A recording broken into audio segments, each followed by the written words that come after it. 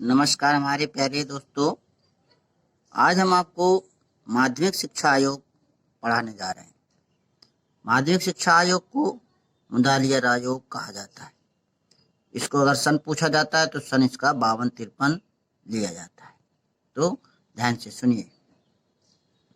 भारत सरकार ने 23 सितंबर 1952 को लक्ष्मण स्वामी मुदालियर की अध्यक्षता में माध्यमिक शिक्षा आयोग की स्थापना की थी। तो यहाँ से पहला क्वेश्चन बन जाता है कि माध्यमिक शिक्षा आयोग के अध्यक्ष कौन थे? तो डॉक्टर लक्ष्मण स्वामी मुदालियर। तो डॉक्टर लक्ष्मण स्वामी मुदालियर के नाम पर ही इसे मुदालियर आयोग भी कहते हैं। आयोग ने पाठचर्या में विविधता लाने, एक मध्यवर्ती स्तर जोड़ने, त्रिस्तरीय स्नातक पाठ्यक्रम शुरू करने इत्यादि की सिफारिश की थी मुख्य बात। और भारत के जो माध्यमिक शिक्षा आयोग के अध्यक्ष डॉक्टर लक्ष्मण स्वामी मुदालियर जो थे वो मद्रास विश्वविद्यालय के कुलपति थे। तो आपको हमने पढ़ाए थे शुरुआत में, तो 3 विश्वविद्यालय खोले गए थे, ठीक है ना। तो मद्रास के अलावा 2 और कौन विश्वविद्यालय थे उनका नाम हमारे कमेंट्स बॉक्स पे लिखिएगा। अगला क्वेश्चन है कि भारत सरकार उच्च शिक्षा आयोग के साथ ही 1948 में ताराचंद समिति का गठन किया था।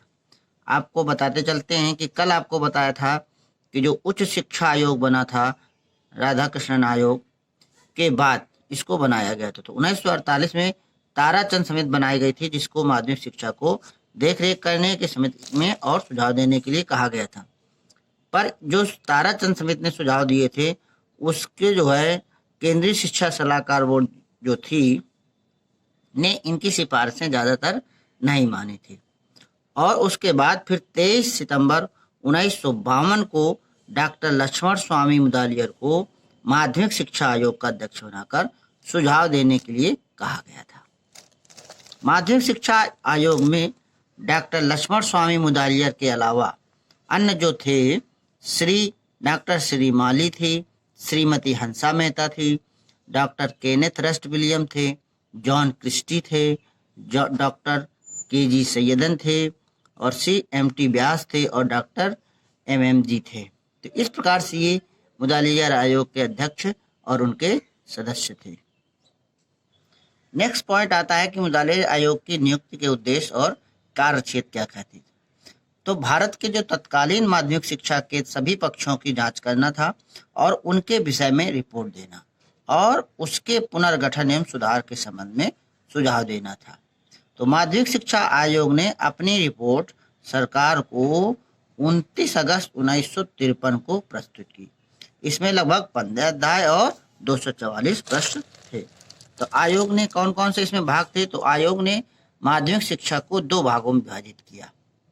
एक 3 वर्षीय माध्यमिक शिक्षा जिसे सीनियर बेसिक कहा जाता था, इसमें 6, 7, 8 होता था, और 4 वर्षीय उच्च माध्यमिक शिक्षा जो 9, 10, 11, 12। तो इस आयोग ने शिक्षा को कक्षा 5 से 11 तक की कक्षाओं की बात की थी। आगे बात करते हैं इससे उद्देश्य क्या थे। तो सबसे पहला उद्देश्य था इस आकर व्यक्तित्व का विकास करना, लोकतांत्रिक नागरिकता का विकास करना, नेतृत्व शक्ति का विकास करना, व्यवसायिक कुशलता का विकास करना इत्यादि बातों पर जोर देना रहा था। पाठ्यक्रम की बात करते हैं तो पाठ्यक्रम में क्या क्या था। तो पाठ्यक्रम में मातृभाषा थी, राष्ट्रभाषा, हिंदी, अंग्रेजी, समान विज्ञान, गणित, सामाजिक विषय, कला एवं संगीत एवं हस्तशिल्प तथा शारीरिक शिक्षा पर ज़्यादा जोर देना था। तो जो पाठ्यक्रम का विभाजन हुआ, तो इस प्रकार से पाठ्यक्रम का विभाजन हुआ। इस आयोग ने पाठ्यक्रम को 7 वर्गों में बांटा। ध्यान रखिए 7 वर्गों को में बांटा। पहला मानव शास्त्र, दूसरा विज्ञान समूह, तीसरा औद्योगिक समूह, चौथा वाणिज्यिक समूह, 5वां कृषि समूह, 6वां ललित कला समूह और 7वां गृह विज्ञान समूह। तो माध्यमिक स्तर की पाठचर्या में 8 विषय रखने का सुझाव दिया गया था। इस आयोग ने जो है त्रिभाषा सूत्र को जारी रखने पर जोर दिया गया था। त्रिभाषा सूत्र में क्या होता है? हिंदी होती है, अंग्रेजी होती है और मातृभाषा हिंदी और उसके अलावा कोई एक अन्य भाषा अंग्रेजी और दूसरी भी भाषा हो सकती हैं। तो त्रिभाषा सूत्र कब बना था, ये हमारे कमेंट्स बॉक्स में लिखिएगा। कार्य दिवसों की संख्या की बात करते हैं तो कार्य दिवस जो है यहाँ पर 200 कार्य दिवस थे और 2 माह का ग्रीष्म और शीतकालीन अवकाश की सिफारिश की थी।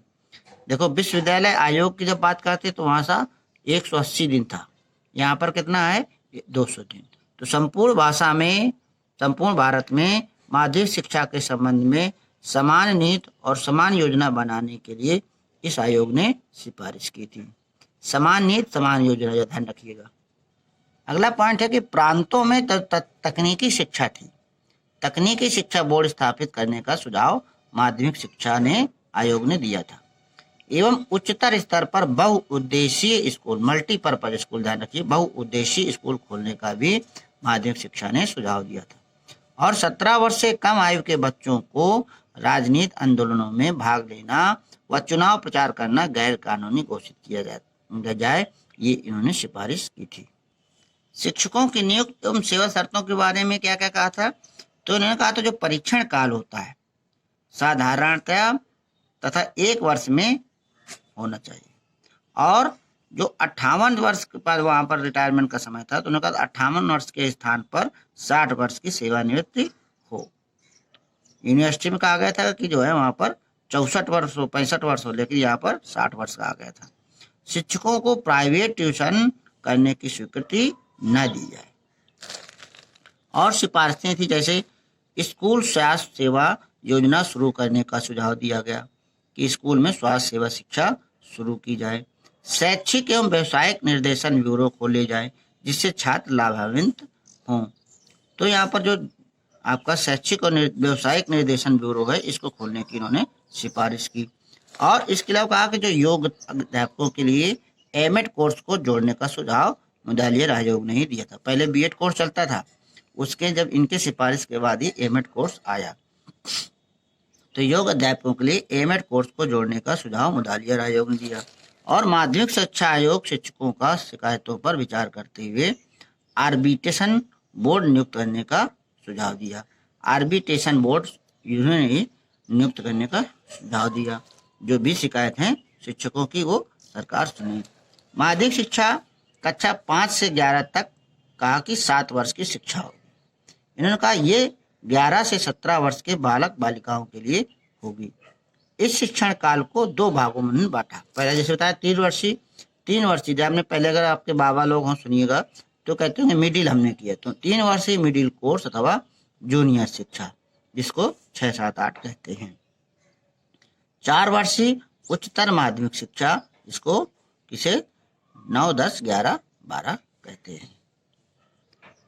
इंटरमीडिएट कक्षा को समाप्त कर उसकी 11वीं कक्षा माध्यमिक शिक्षा में और 12वीं कक्षा डिग्री कोर्स में सम्मिलित कर दी जाए। ये सिफारिश की थी उन्होंने कि जो इंटरमीडिएट कक्षा को समाप्त करिए और 11वीं कक्षा को माध्यमिक शिक्षा में जोड़िए और 12वीं शिक्षा को डिग्री शिक्षा में जोड़िए, जो सिफारिश नहीं मानी गई थी।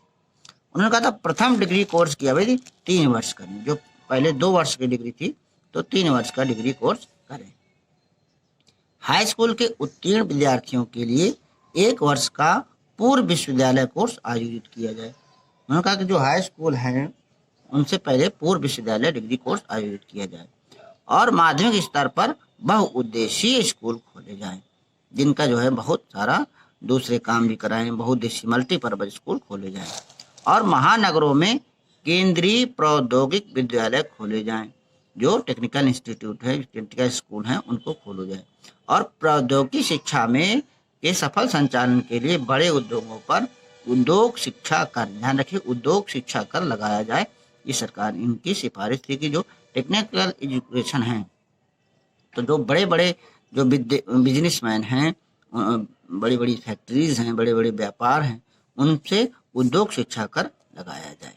और ग्रामीण माध्यमिक विद्यालयों में कृषि शिक्षा पर जोर दिया जाए।